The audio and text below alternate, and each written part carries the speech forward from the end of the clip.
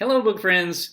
One night, October 25th, 1892 to be exact, a very famous scientist is busy at work in his laboratory along with his adult daughter, who has worked as his assistant her whole adult life, along with a faithful servant known as Jacques, are working into the night in this laboratory that they've built on the grounds of the medieval chateau where they live, which is sort of a secluded spot surrounded by forest, as well as this kind of odd village outside of Paris, which the scientist has chosen to be, chosen specifically for its seclusion.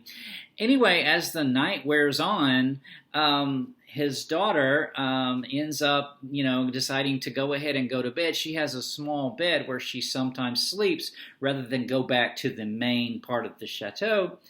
And so she goes into her room, and before too long, she starts screaming bloody murder.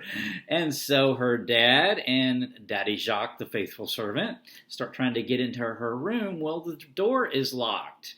When they do finally bust down the door, they see that there has been a scuffle. She's got a wound on her head.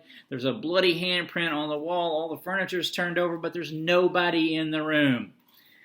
Folks, we have ourselves a locked room mystery, specifically the mystery of the yellow room. Oh, I did not mention that the woman's room is decorated all in yellow, so the yellow room. This locked room mystery, The Mystery of the Yellow Room by Gaston Leroux, was originally published back in 1908, and I read this 2014 MysteriousPress.com Open Road Integrated Media Electronic Edition. It is translated from the original French, although I could not determine who the translator was. I'm thinking this is from the 1908 English translation, or the first English translation, whatever year that actually came out. But The Mystery of the Yellow Room, I decided to read this because I recently watched one of those streaming courses called, the Great Courses, and the name of the course was Mystery and Suspense Fiction. So the course, this online kind of streaming course, was all about mystery and suspense fiction and its development and as a genre, etc. And they had an entire lecture devoted to locked room mysteries, and this book was talked about, as was the previous book that I chatted fairly recently called The Big Bow Mystery. And then there's another one coming up called The Hollow Man that I have yet to read, but it is on my TBR for this year. But I wanted to go ahead and get this one read, The Mystery of the Yellow Room, just because I recently read The Big Bow Mystery and it was so much fun. This one was fun too, because locked room mysteries, if you're not familiar with what they are, is they're basically a crime happens, like in this case, an attempted murder happens in a room, and sometimes it's an actual murder or some other kind of crime. But then, the folks who uncover the murder or uncover the crime are puzzled because of how did the perpetrator get into the room? How did the perpetrator get out of the room? How did the crime get committed? And I think these locked room mysteries are so interesting, just sort of psychologically, because we have this idea that our rooms, when we lock our rooms, that we're secure. But yet, these kind of stories, they're kind of unsettling because the crime takes place in what appears to have been a locked room.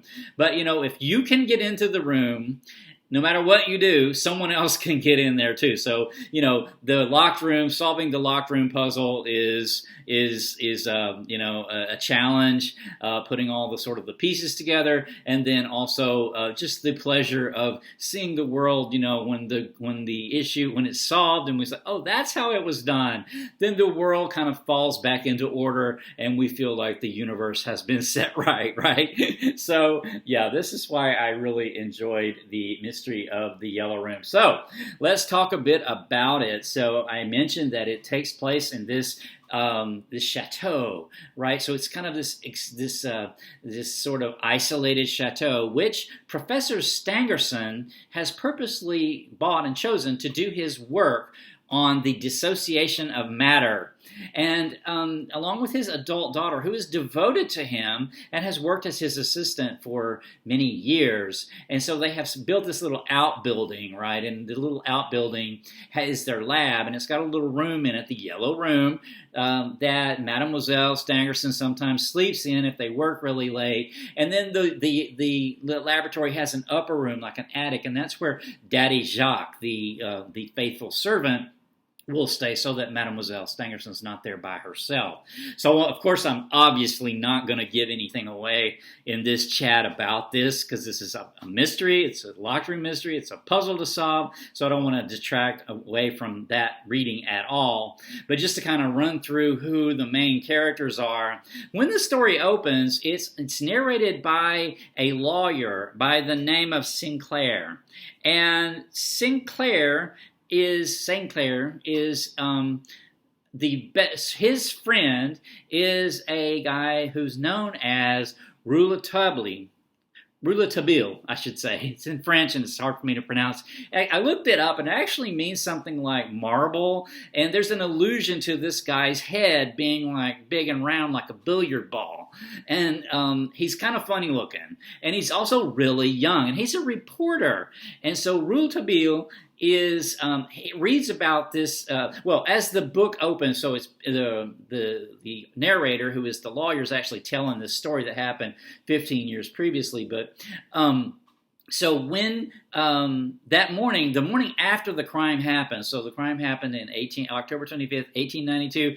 So the next day, it's in all the papers in Paris, right? And so Rouletabille is a reporter, and he really has become he can solve, he's got a really sharp mind, right? And so he goes and gets his friend, and they go to this chateau in order so he can investigate it, because it just catches this locked room really catches his imagination, and so he wants to go and investigate. So they set out to do so. So when they arrive at the chateau, they meet the other main characters. So we have the professor, right, the scientist, Professor Stangerson, and then the Mademoiselle Stangerson's fiance, Robert Darzac. Darzac is the fiance, and it's kind of like how is the reporter going to get, because they banned all reporters, right? They don't want the press. And so our intrepid reporter, though, gets a little in. He makes a statement to the fiancé. Because he uncovers a clue, and it's this cryptic statement that says, "The presbytery has lost nothing of its charm, nor the garden its brightness." By uttering this statement to the fiancé, he gains admittance to the house and actually stays there, working alongside the main investigator, the police detective, Frederic Larsan.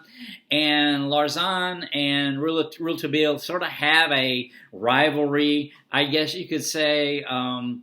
Larsan is on one trail of what he thinks the perpetrator, what he thinks happened, and who the perpetrator is, and Rouletabille has his own sort of theories working, and so it's very methodical. There's a lot of information that's presented. So I'm kind of a hapless mystery solver. I don't really expect to be able to solve the mystery. It's kind of like good, it's fun to think about, but just to watch them do it, was a real treat. So some of the other characters I mentioned, Daddy Jacques, I think that is such a cool name. I'm going to talk more about that here in a bit. They call this servant, this faithful servant, Daddy Jacques, and so he's this faithful servant. He, like I said, is right there when the crime occurs. So basically everybody's a suspect, really, when we're first starting out.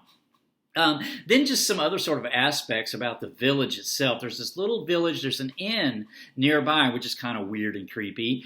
And then there is the Green Man, who is the gamekeeper, sort of the groundskeeper of the professor, right? And he wears all green, and he kind of just shows up at weird times. And so he's very handsome and very charming, apparently, and has, I guess, seduced a number of the local wives periodically, and he's kind of known for this. But he and the innkeeper they're on the outs, and anyway, he's a very mysterious sort of figure that kind of comes and goes. And another sort of mysterious figure is this older lady, and I forget her name. It's like Mother Anjou or something like that. But she has a cat known as a Bête du Mon Dieu. And I don't know what this idiom means, but in French, literally, I looked that up, and it means beast of the good God. So I don't know what idiom, but the beast, this cat, is very large and it's somewhat fearsome. So the Bête du Mon Dieu also figures in, because as the clues unfold, remember this chateau is very isolated, and there's a forest off to one side of it, and then so at night there's all these shadows, right, that people see and so report, plus the cat crying, and then Mother Anjou says, "Oh no, the Bête du Mon Dieu was with me all night," so there's this mystery about that weird kind of creepy cat, as well as the green man who just seems to wander around in the forest at weird times and just show up sometimes. And so it all sort of sets the stage for this sort of really mysterious location, and then our intrepid reporter sets to work solving the puzzle of the mystery of the Yellow Room, which I won't give away. I wanted to mention, though, one of the pleasures I think about reading a book like this, which was published in 1908 originally, is that you really get the period. And so often, books are set like they're written contemporary, a book written today with a setting of 1908 is not going to quite be the same thing as a book actually written in 1908.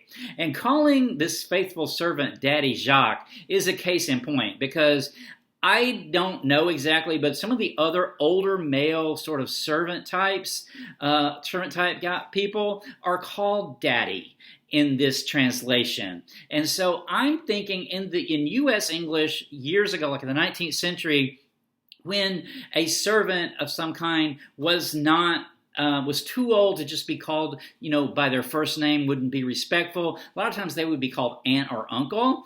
And I'm thinking maybe this is why Daddy Jacques and some of the other older men in this village are referred to as Daddy Jacques or Daddy so-and-so. But that's sort of taking you right into 1908. You can't really...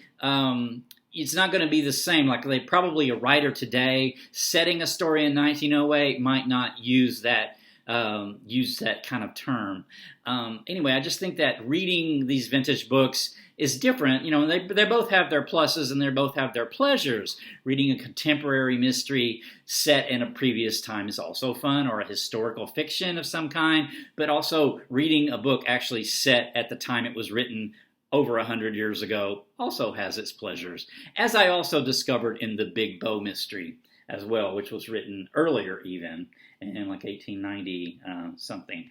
All right, I think I'll leave this chat with that, because I don't want to give anything more about the mystery of the Yellow Room away to any potential reader out there. I will have another locked room mystery. I do have another one planned to read here in the next few months, so stay tuned for that one. It's The Hollow Man, so that one will be coming up. But my next chat is going to be Little Dorrit by Charles Dickens. So stay tuned for that. Until next time, take care. Bye.